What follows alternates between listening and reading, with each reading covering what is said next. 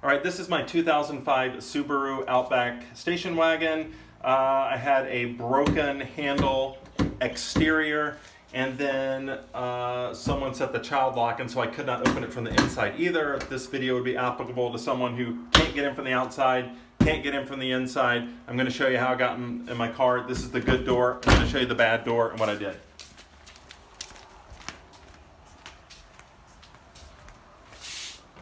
So basically I've already kind of fixed the problem, but I'm going to show you what I did. This handle was in place. You cannot get this off without getting the inside panel off, and you can't get the inside panel off when the door shut.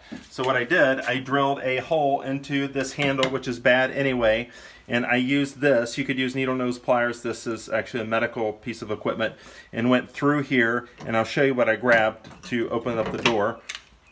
There is a cable. It's out of position now.